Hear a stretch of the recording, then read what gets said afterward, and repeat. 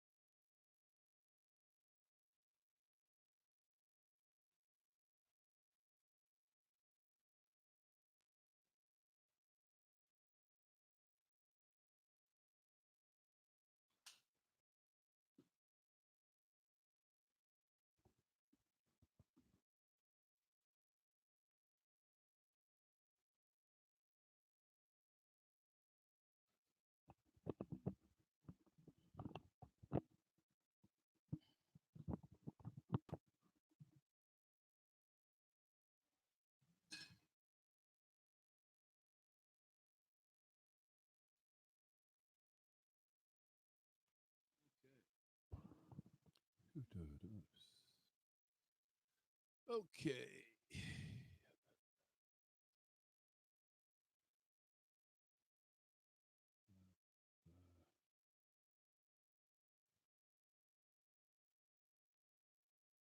Hello, hello, hello. Hello, hello. Hello, hello. Hello, young lovers, wherever you are. Hello. Okay.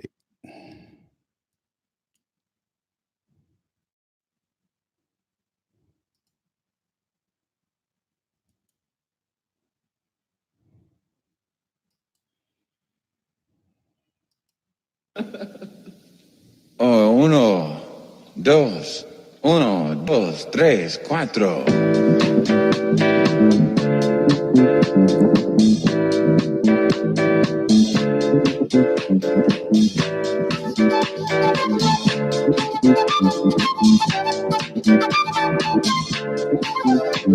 You see that black boy over there running scared? His old man in a bottle. He done quit his 9 to 5. He drink full time, and now he's living in a bottle. See that black boy over there running scared? His old man got a problem, and it's a bad one. He done pawned off damn near everything. His old woman waiting for a bottle. And don't you think it's a crime when time after time? Yeah. It is a crime. No question, Gil. People living in the bottle. Yeah. I was listening to a couple of things today, and I was reading the Guardian. And for those of you who don't know what the Guardian is, it's a UK paper that does a great job. They talk about things that we don't talk about a lot here in the States, but it's great news. It's great news. It's great information. So I'm reading the Guardian, and up pops this This statement from Mitt Romney. Mitt Rhino Romney. Or is it Mitt Romney Rhino? I don't know, but this guy is, I am just so glad that he's not president or that he, wow, it's just amazing. After McCain Romney, we didn't have a snowball's chance in a microwave against Obama. Anyway, Romney, who's a U.S. Senator now, issued a statement rejecting Trump's stated motivation for urging foreign investigations of Joe Biden and condemned Trump's outreach to China and the Ukraine as, by all appearances, brazen, unprecedented, wrong, appalling. Well, it's not unprecedented. Let's be clear. Other presidents and other administrations have reached out and done investigations on American congressmen, American businessmen. That's how they got caught. Hello. So it wasn't like we caught them as much as foreign governments turning over information to us about people who were selling secrets. It's amazing. It's amazing what these people don't know, especially people like Mitt Romney. And here's Mitt Romney's statement in full. I got to read this because it's just so bizarre. And it makes me angry because it's so anti-American. It's so anti what we're about. So listen, this is what Romney has to say. When the only American citizen president singles out for China investigation is his political, this is what it says, is his political opponent in the midst of a Democratic nomination process. It strains the credibility to suggest that it is anything other than politically motivated by all appearances. The president's brazen and unprecedented appeal to China and the Ukraine to investigate Joe Biden is wrong and appalling. Who cares what Mitt Romney thinks? Does Mitt really think that we care?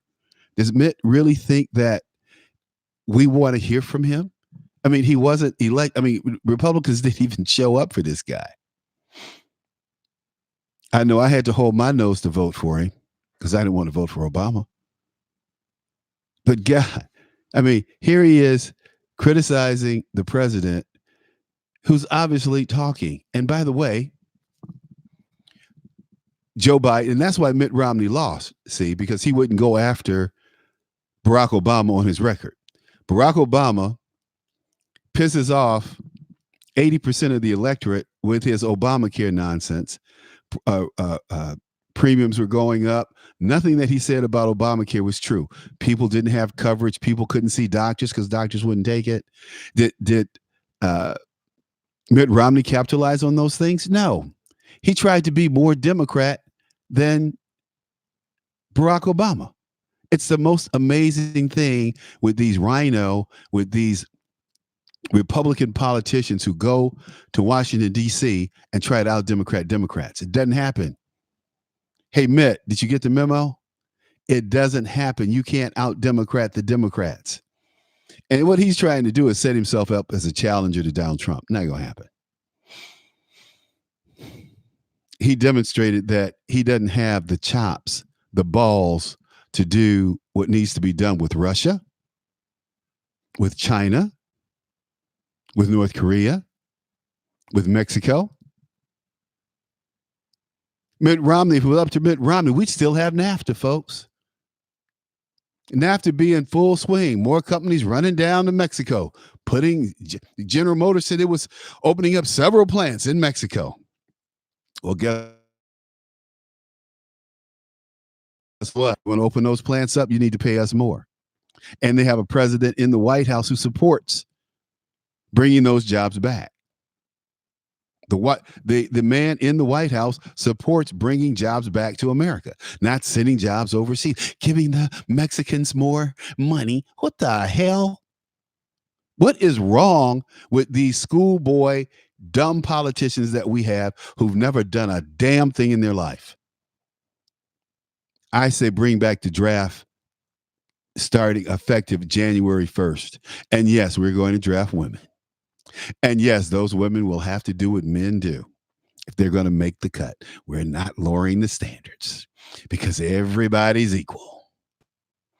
So if everybody has to do 60 push-ups in 2 minutes, get with it, girl. And I ain't talking about girl push-ups either. If everybody has to run 2 miles in 14 minutes, put on the combat boots, lace them up, and let's get busy because we're all equal. If we're not, then stop playing games with people's lives out here. Mitt Romney. Oh, it's unprecedented. It's brazen. It's appalling. And it really makes me mad, not angry. It makes me flaming mad for him to make this statement when the only American citizen President Trump singles out for China's investigation is his political opponent. This is what the statement says. In the midst of the Democrat nomination process, it strains credibility to suggest that it's anything other than politically motivated. By all appearances, the president's brazen and unprecedented appeal to China and the Ukraine to investigate Joe Biden is wrong and appalling. First of all, you're lying, Mitt. The president never called for China or the Ukraine to investigate Joe Biden. He said, investigate the corruption. Now, if the corruption takes you to Joe Biden, then that's where the dots are. And that's where the dots take us, directly to Joe Biden and corruption. We're going to get a little bit more into this when we do the Susan Rice hit later on in the show. Because Susan Rice has some interesting things to say. She says that the United States is under attack from 1600 Pennsylvania. Well, nothing could have been more true when Barack Obama was waging war against the American people from 1600 Pennsylvania Avenue, setting policies that wouldn't kill more Muslims. Don't kill the Muslims. Don't shoot the Muslims. But I want to shoot them with drones, but you guys can't shoot them on the battlefield, because they're my Muslim brothers. That's what you should have said, Barack, instead of playing games. Susan Rice, what a joke. I always thought she was a joke. Her poor parents, I'm sure they're very disappointed in Susan. But, Susan is Susan. Look, so that's my Mitt Romney rant for the day. That guy, man, I tell you. Hey, look, something that people aren't talking about. It's a big story yesterday. Something that broke and kind of near and dear to my heart in many respects, and that's the Harvard affirmative action case. And, it always tickles me that America refuses, and this is, and I'm just going to say this outright. America refuses to address the fact that historically it has oppressed blacks in America and continues to oppress blacks in America. When folks come here from India, these people come over, get off the boat, off the airplane from India. Do they settle in substandard neighborhoods? The answer is hell no. They settle in neighborhoods with good schools, good housing. Chicago, here in Chicago, it's a war zone in the south side and the west side of Chicago. A war zone. I said that years ago. Donald Trump didn't put those words in my mouth about Elijah Cummings, because I also said this, that every congressional Black Caucus district has a war zone in it in this country. Every one of them. Now, they may be embarrassed. I hate those Negroes. I dislike and detest every last one of them. They're gutless. Call it what it is. And I hope Tim Scott doesn't belong to CBC. I'm sure he doesn't. Amazing. I was listening to this black Republican congressman from Texas who resigned, a guy named Hurd. He doesn't have any guts. He doesn't have any chutzpah. He doesn't get it. He's faking it. You know what they say.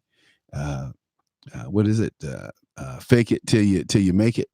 That was William Hurd. He got called out. Well, I just can't take being with President Trump. Hey, I love what Trump is doing. I love everything that he's doing. I was Trump before Donald Trump. As I often say, Donald Trump is the white Charles Butler. Because I was saying all these things about trade, about immigration, illegal immigration, the infrastructure, the swamp in Washington, D.C., the disparity in minority sentencing, the disparities in criminal justice representation. See, I think that everyone should get a fair trial and a competent trial by competent attorneys, and then let the chips fall where they may. But when you don't have any money to play in this game, when you can't get out on bail and you have to sit in jail for a year, and then your case comes up and they go, oh, well, we're going to dismiss this because it's a bad case. Well, you sat in jail for a year. These white people don't care. But these are Democrats who are imprisoning black people, black men especially. Democrats, not Republicans, Democrats. And they wrongfully imprison black men. When you look at these exoneration cases, large majority of them are black. Oops. Well, we just didn't know what to do with them, so we just decided to make up, what we needed to get this case done. The guy's like, a 45. I never owned a 45. I owned a 38. I owned a 9mm. I never owned a 40. Well, your fingerprints were found on the weapon used to kill Mr. Johnson. I don't even know Mr. Johnson. Never saw Mr. Johnson. That's beside the fact. Your gun and your fingerprints are on the gun that killed Mr. These people, they're just so. And the system tolerates this and these people go home every night, and these people sit around their Christmas tree and sing Christmas carols and try to act like they're religious. That's the part that really pisses me off. They're perpetrating. They're nothing but Satan surrogates. When I look at a lot of these judges dressed in black robes, all I see is Satan. Because you look at them, you listen to them. They're not administering the law. They're talking about their own biases and personal opinions. Anyway, so Harvard, in this affirmative action case, the Asians, supposedly, these Asian students brought a lawsuit, said they were being discriminated against in applications getting into Harvard. So don't let the black and the brown students in who built this damn country. When we talk about Asians, these Asians that they're talking about, people, these aren't the Asians from Philippines or Indonesia or Japan or places like that. These are Indians and not American Indians. These are people from India who are these people are like roaches, man. They come into a country and they just multiply. Who do we have to thank for this nonsense? Who do we have to thank for these people coming to our country? Ted Kennedy. You look at the medical profession. I can't find an American doctor because all of them have these Asian names. And I'm sorry, I don't like them. I think they're very racist. Their culture is racist. Their culture is built on discriminating against black people. And we let them into this country. What's her name? Maxine Waters needs to be kicked square in her behind. She's talking about Donald Trump while these people run rampant into our country. She hasn't paid any attention to that. While the illegal Hispanics have taken over her district, Latinos, whatever they call themselves these days, have taken over her district, are killing black people in L.A. And she wants to talk about Donald Trump. Maxine, I think you need to get another wig, girl. You need to do something. But you're not paying any attention to things that need to be paid attention to. So this case went to the Supreme Court in these Asians, so-called. So when you think of Asian, you generally think of the Asians I mentioned. No, this is about Indians, people from India. They've come here. They're trying to take over. They run all our high-tech companies. And then you have people like that Zuckerberg, who, if I ever see him in person, I'm telling you right now, I'm going to have to punch him in the nose for all the Americans he's insulted by calling us stupid and telling us that somehow these people from India are smarter than us. India didn't send a man to the moon. In India, they don't even have running water. Their trains don't run on time. Their planes don't run on time. Don't tell me about India, Zuckerberg. Don't tell me about how great Indians are and that they're better than Americans. Are you stupid? He's a little stupid white boy who stole the concept of Facebook, by the way, and had to pay the guys he stole it from a few $1 million. Amazing. I mean, he talk, well, Facebook is the greatest invention since the printing press, since Gutenberg. No, I don't think so, dude. You should have finished college. Maybe you would have learned something. But that's how this guy thinks, this Zuckerberg guy. So the judge, the district judge, federal judge, she ruled, Allison Burroughs, she ruled that in a 130-page decision that was released yesterday, or day before yesterday, it was on the 1st of October, Burroughs ruled that Harvard University's admission practices do not discriminate against Asian American applicants. The high-profile lawsuit had been brought by Students for Fair Admissions, whose president, Edward Blum, has orchestrated several court cases aimed at dismantling the use of race in admissions. Why? This country was founded on race, Ed. Everything in this country is based on race, Ed. The reason schools weren't funded, Ed, is because of race. The reason schools aren't funded today is because of race. Just a Klansman in a nice suit with a good education, Ed Bloom. That's the face of the new D.W. Griffith. That's the face of the new Grand Wizard, Edward Bloom. Because education is the key to rising up in our society. And if we stop using race in education, what do we have? Why is it that in Chicago public school system, you have one computer for 45 kids? You go out to New Trier public school. All the kids have laptops. And in their lab classes, they have one computer per kid, per student. How about that? What a novel idea. When I say that to these young guys I see at my club, they go, Charles, I never thought about it that way. I never thought that having a computer was a big deal. Yeah, it is.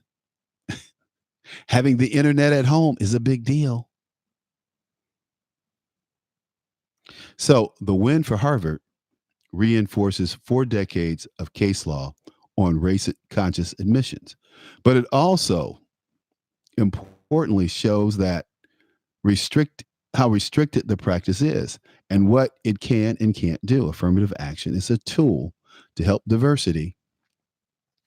It's not an end-all and be-all. And just because you're black and you apply, you don't get in. You have to compete with everyone else. It's not like, these people are sick. And these Asians who come here, they have families, they have family units, they have communities, they stick together. You don't see too many of these Indians marrying outside of their race, do you? Outside of their families, do you? Outside of their nationality, do you? So how American are they? Ding, ding, ding, ding, ding, ding. How American are they? Do you see them marrying white men? No. Do you see them marrying Latino men? No. Do you see them marrying black men? Hell no. Because, see, they have a caste system over there where black is still the untouchables. It was outlawed. The practice is outlawed, but the mentality is still around. The mentality and the practice of the caste system is still in effect in India. Oops, did I let the cat out the bag? A little bit. But we won't worry about that. So in its complaint, Students for Fair Admissions accused Harvard of a range of discriminatory practices, including racial and using race as a deciding factor in admissions and failing to use race neutral alternative policies to achieve a diverse student body. Well, they got blown out of the water. Burroughs combed through each claim and found that the university adhered to a highly defined, acceptable use of race in admissions. Both Harvard and affirmative action advocates cheered the decision. Now, Harvard's lawyer was a man named William Lee, and he said this: it represents a significant victory, not merely for Harvard, but also for all schools and students, for diversity and for the rule of law. Now, hey, you Asian students, you so-called Asian American students, because you're really not really Asian American students. You're Indian, and you have your little communities and you have your little cliques, and you stay in your own little fiefdoms. You develop companies over here in America and you hire nothing but Indians. You don't think we know that? We're paying any attention to that, do you? We are. Oh, yeah, we're paying attention. Now, the only one that will step up and do something about it is Donald Trump, because he follows the law. He's not politically correct. Now, they said there was a caveat near the bottom of Burroughs' ruling, though. It said Harvard's admission policy and its use of race in admissions would stand strict scrutiny, the highest standard of review the court uses in deciding discrimination complaints. She also wrote, but it is not perfect. Ta-da. That being said, the court will not dismantle a very fine admissions program that passes constitutional muster solely because it could not do a better. Wow. Wow. That's heavy, isn't it? I tell you, that's heavy. So we go back to Baki. Another little group that sticks to itself and, has always opposed quotas because they were quoted out in major university, and that's the American Jews. And for those of you who know me, you know I am not anti-Semitic. I'm not anti anyone, actually. The only thing that I would really say that I am anti is anti-illegal immigration. That is one thing that I will not tolerate. But let's go back to Baki, which was a landmark test case at the Supreme Court that basically dismantled affirmative action for a while. And the regents of the University of Chicago, of California, really took it in the shorts on the Baki case. But in that case, the High Court ruled that the consideration of race in admissions was constitutional, but race could not be the sole factor for the decision. Everybody knew that. That was always the situation. It needed to be used in concert with other factors. Well, it always was. How about that? I mean, if you're a C student and you're trying to get into Harvard and you're black, red, green, purple, white, doesn't make any difference what your color is, you're not going to be able to compete. Because the academic prowess of your competition is just what? Over your level of academic and scholastic achievement. Simple. So that should have been an issue, but it was, and it was put forth by a Jewish group that supported Mr. Baki. He won't talk about it. Here we are, let's see, 40 years later. Baki still won't talk about the case. He's a doctor. And he was suing to get into Cal's medical school. I remember this case like it was yesterday. Because everybody took this to mean that race could not be used, and blacks were being given opportunities they weren't qualified for. They had things like token black and affirmative action hire, and we're going to have a twofer. We'll have a woman and a black. And then they expanded the affirmative action umbrella to include anybody that was not a white male. How about that? And I always say in this country today, the person who's under attack is the white male. The person who's most discriminated against today in America is the white boy, the white male. Misandry Abundant. Misandry. Do you know what misandry means? It means discrimination or dislike of males. Misandy. Misandry. Hmm. I know. I bring these things up, and you go, well, where did Charles pull that from? Well, pulled it right from Webster's dictionary. It's not Webster's anymore. It's Merriam-Webster's, and it's horrible. Um, so, but in case after case, it's been interesting how affirmative action has changed. You know, and I wanted to read a couple of statements. Let me see here. A couple of statements that, oh, that was University of Michigan. We got set up. We got set up by our president at University of Michigan for this lawsuit because he's such a racist. He's at Columbia now. Stone cold racist dude. I met with him several times.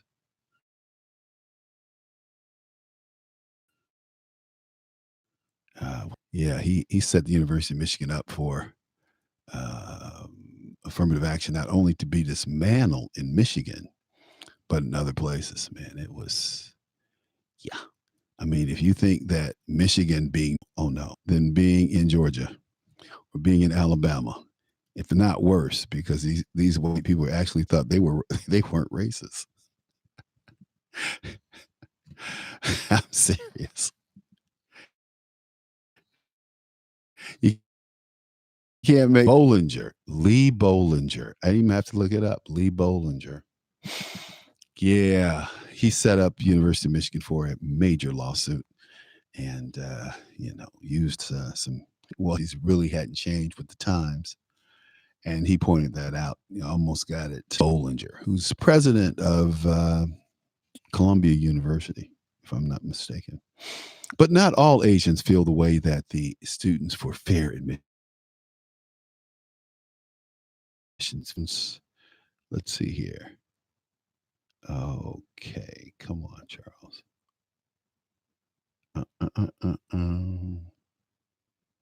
I'm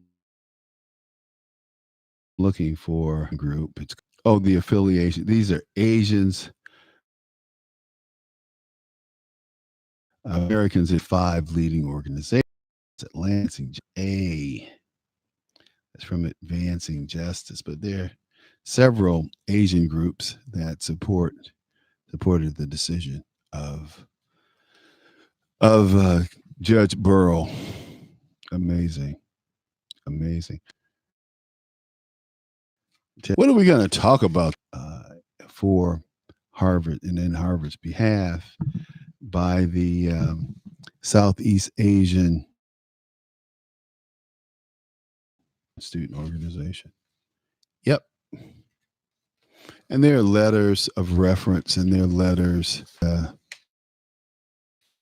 Good.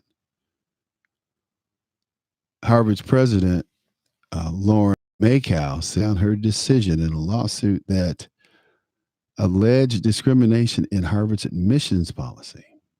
Judge Burroughs has found in the Harvard admissions lawsuit website, which will be updated with analysis and commentary and to evaluate each individual as a whole person. Now, that's interesting because, hold one second. What I have to do is go out here and I'm going to play Parker voted from Red State Talk Radio for My Pillow. I used to have trouble sleeping. My Pillow changed all that. I now fall asleep within moments of my head touching my pillow. That's how comfortable My Pillow is with its patented interlocking fill. My Pillow stays cool and does not go flat. Plus, it's machine washable and dryable. My Pillow has a 10-year warranty and is pillows, and 2 Go Anywhere pillows. That's 4 pillows for the price of 1. To take advantage of this special offer, call 1-800-961-9194 and ask for State. That's 1-800-961-9194. Promo code Red State. Put sleepless nights behind you with My Pillow, the most comfortable pillow you will ever own. For the best night's sleep in the whole wide world, visit mypillow.com. Okay, we're back. And everyone out there knows someone who has cancer or maybe have a disposition to have cancer because it runs in their family. And we have something called the Pink Ribbon Cancer Plan. If you need more information on it, we're different than other cancer plans in that we pay more than a lump sum payment to our insured. We pay a lump sum payment, but we pay for transportation, pay for doctors, we pay for wigs, we pay for constructive surgery up to $250,000 for pennies on a day. So call us at 877-659-6126, 877-659-6126, and tell them Charles sent you. Okay, thanks. Let's see here. So we're going to wrap up this piece on Harvard University, and but the president was very clear. He wrote a very nice letter, and he said, "I saw firsthand the intense commitment of many, including all those who testified and who defended and supported the university with tremendous acumen and skill."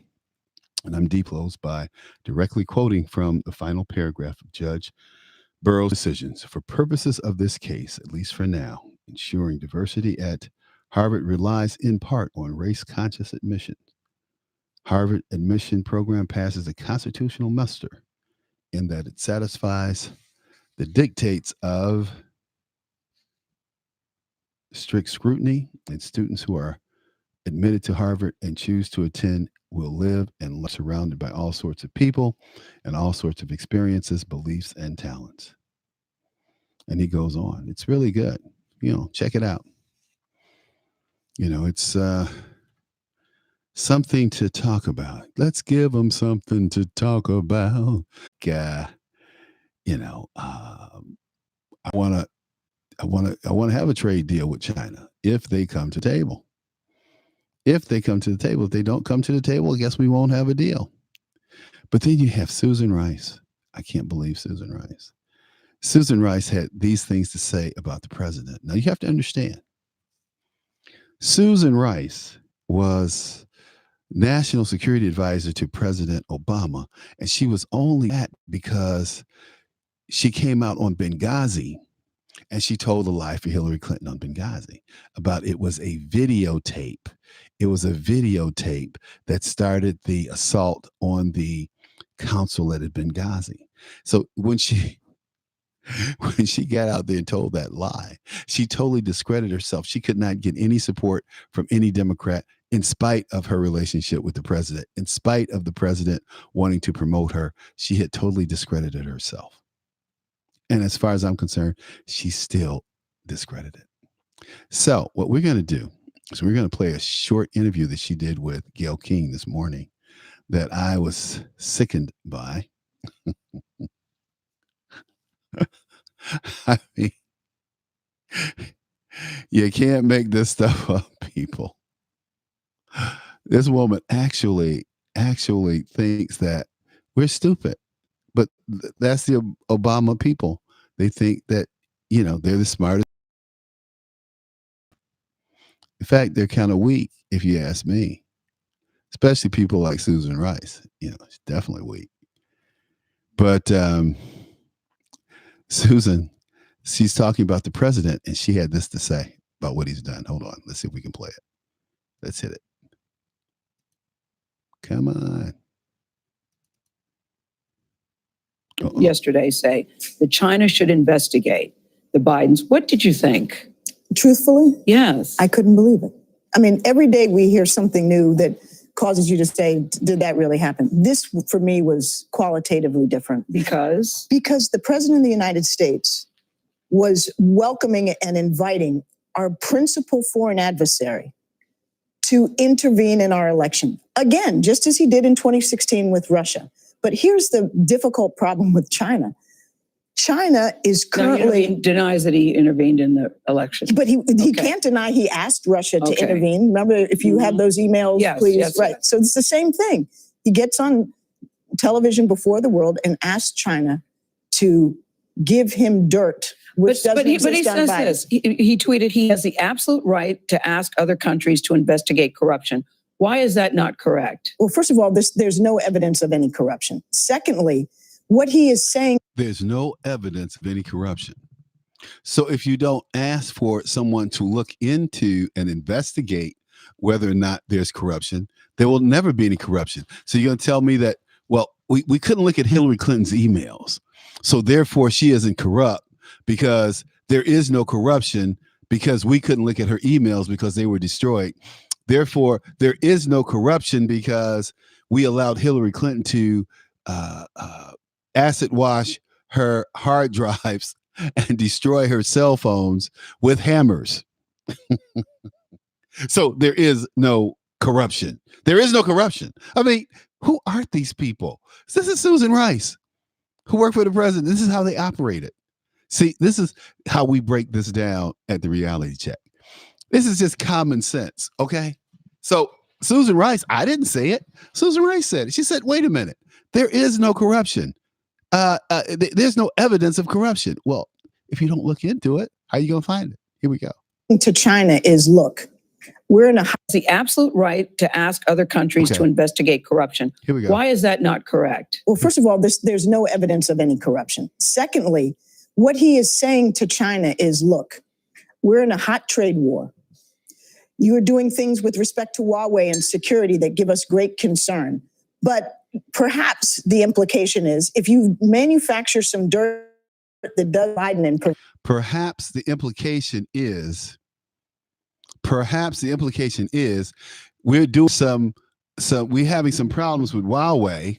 See, it's just like when Adam Schiff came on the other day and made up all these things that President Trump was supposed to have said on the transcript. Well, I'm telling you 7 times. I'm going to tell you 7 times to find dirt and give us dirt on Joe Biden, or we are not going to get your money. He never said that. So here Susan Rice says, well, let's presuppose. No, it's very clear. There's no quid pro quo. And yesterday it came out that I guess Volcker said, hey, wait a minute. There's no quid pro quo. Let's be clear. We're not holding up military aid to the Ukraine, which was overran and taken on Barack Obama's watch and Susan Rice's watch. These are things that happened on their watch. And they act like nothing happened. They act like, like we're stupid. Like they were just the greatest administration ever. They were horrible. Susan Rice allowed the genocide in Rwanda to take place under Bill Clinton. He said it was the thing that he most regretted during his administration. I didn't say it. Clinton said it. But let's play this. Provided to me, maybe some of our problems can go away on the trade front, on the security front. That's what's so dangerous. He's in effect saying to our farmers and our manufacturers and to all of us who have been suffering as a consequence of his trade war, that all could be well and perhaps... Wait a minute. Well, there she goes lying again. We're not suffering because of the trade war. We're winning the trade war. The farmers have said, we're on your side, Mr. President. Yeah, it's going to pain us a little bit, but we're on your side in the long run. We want America to be great again. What doesn't Susan Wright get about this? This is not... She and Barack Obama lived in a bubble. We don't believe we're citizens of the world. We put America first. And we put Americans first, Susan, not other countries. Perhaps be resolved on terms more favorable to China if he gets dirt. That was the clear implication. And one other thing, if I might, if you're China and you're listening to President Trump on the South Lawn make that statement, what are you thinking? What are you thinking? You've negotiated with them. What are they thinking? That this man is not predictable. He's not supposed to be predictable. What did Nixon say? Nixon said, I don't want to be predictable. I don't want the Chinese or the Russians to be able to predict me. And that's why he was so good at foreign policy. That's why Trump is good at foreign policy. Susan Rice couldn't get anything done. She had Benghazi blow up in her face. She had, they had Fast and Furious blow up in their face. They had the Ukraine taken on her watch, and they act like nothing happened. All this Ukraine stuff happened on the Obama administration watch. 2014, 2015, 2016. He's not stable. He's not playing with a full deck. And if they were being smart, and never discount the Chinese ability to be smart, they'd think, well, maybe this is an opportunity to steal second base, whether that's in. Oh, so they just hit a home run with your administration then. They didn't take second base. They just rounded the bases without even taking a pitch. He says, hey, just take a stroll around the bases and come on home. You'll hit a home run because we're not going to fight you. Whatever you guys want is okay with us. That was China to the U.S. when Barack Obama was president. Total wuss. Total wimp. But look who we had as the national security advisor. Okay. Susan Rice. Now listen to this vernacular. This is coming from the national security advisor. Listen. Here we go. Don't believe he believes that, but even if he did, what we. They were asking if he believed that Joe Biden was implicated in pay for play or quid pro quo. He believes that, but even if he did, what we see consistently out of this president is that he is putting his personal political interests above the national interest. With Ukraine, he gets on the phone with the new president of Ukraine, a country that is under occupation and still in a hot war with Russia, and does no business on behalf of the United States. Nothing to protect Ukraine, nothing to uphold the sanctions. It's all about, can you help a brother out? What can you do for me? And that's the same with China. Can we talk about this? Can you help a brother out?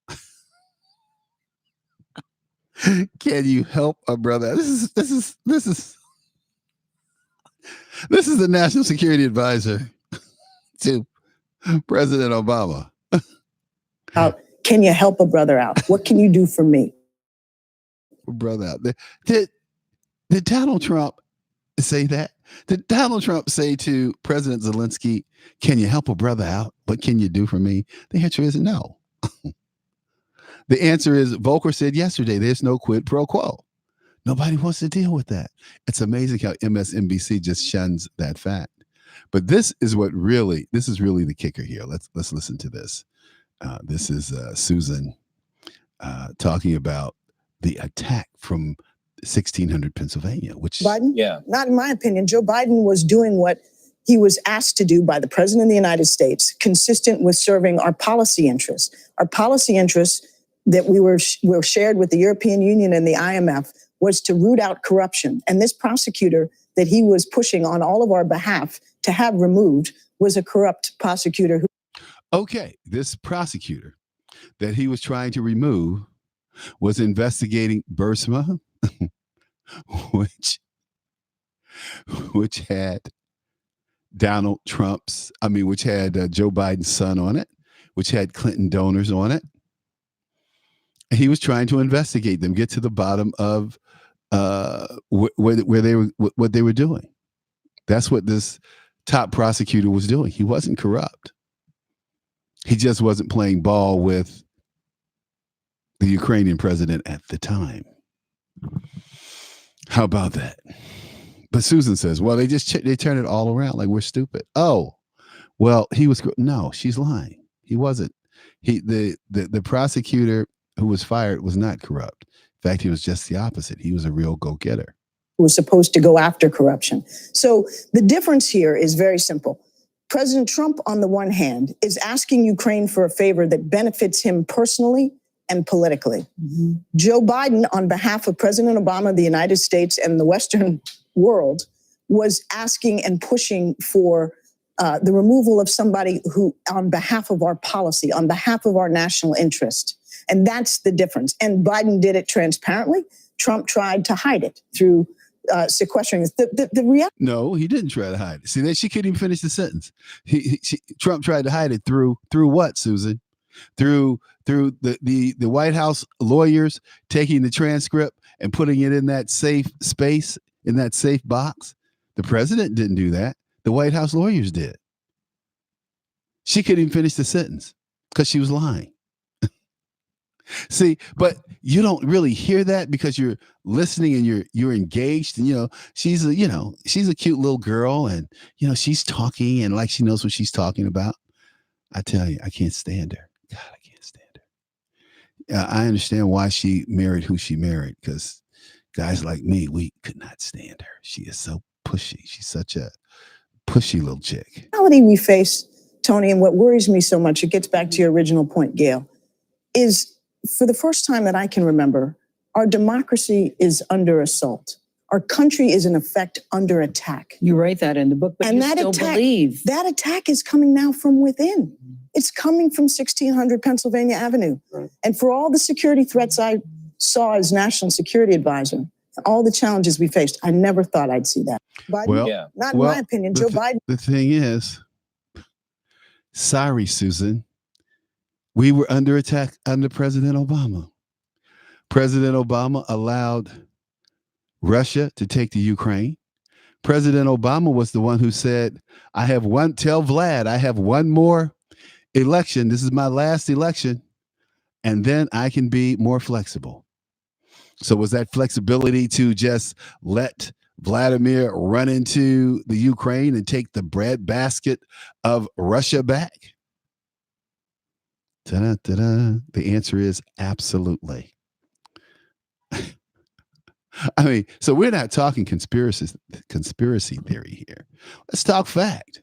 See, Susan always wants to talk about facts as she sees them. But, at the end of the day, she doesn't get it. She's trying to have her cake and eat it too. And Susan, you can't do that, girl. You can't do that. You want to help a homeboy out. Wow. What kind of vernacular is that? You can't make this stuff up, though, folks. You can't make it up. So what we're going to do is, sit here and we're going to finish this piece on Susan Rice, who said that the White House is that the America is being attacked from 1600 Pennsylvania. She should know a little bit about that, because that's exactly what Barack Obama did. He attacked us from within. Everybody knew where Osama bin Laden was. It was no secret where Osama bin Laden was. None. And if you don't believe me, Google Christiana Amanpour, Osama bin Laden. And the video is there. She said it back in 2006, I think, where Osama bin Laden was residing. She told the whole world. A couple of years almost. I know because she was one of my favorite reporters, and I didn't see her around. And I attributed it to the fact that she had disclosed where bin Laden was residing. But, Susan, again, she has her facts wrong, and she's very selective in, what she considers truth. I tell you can't make this stuff up, people. Can't make this stuff up. Can't make it up. So we're getting ready to shut down these lines. And I don't know if any calls came in today. I usually kind of check them out. But I hope that you're going to have a great weekend. I hope that you do some things that you like to do. I want you to spend some time with your families. And when you think about it, don't forget that by the way, this pink ribbon cancer plan that we have, we insure families too. You can insure yourself and your family against cancer up to $250,000 per person for pennies on the dollar, pennies on the day. My insurance policy costs $21 a month. That's it. How can I beat that? I can't. So action pays off. Doctor visits, mammograms,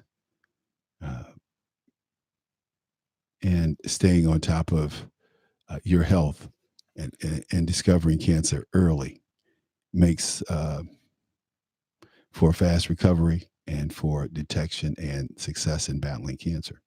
Give us a call, though, at 877-659-6126, 877-659-6126. For those of you who are out there thinking about it, okay? We're going to, wow, we got 1 minute left. Wow, it's too bad. I'm going to hit this play button, and we're going to ease on out of here for the weekend. Michigan's playing Iowa. It's going to be a great game. I don't know whether to go up my heart or my money. My money would be on Iowa. My heart, of course, is with Michigan. Hey, decisions. Hope your team does well this weekend. Take care, folks. Man in a bottle. He done quit his 9 to 5. He drink full time, and now he's living in a bottle.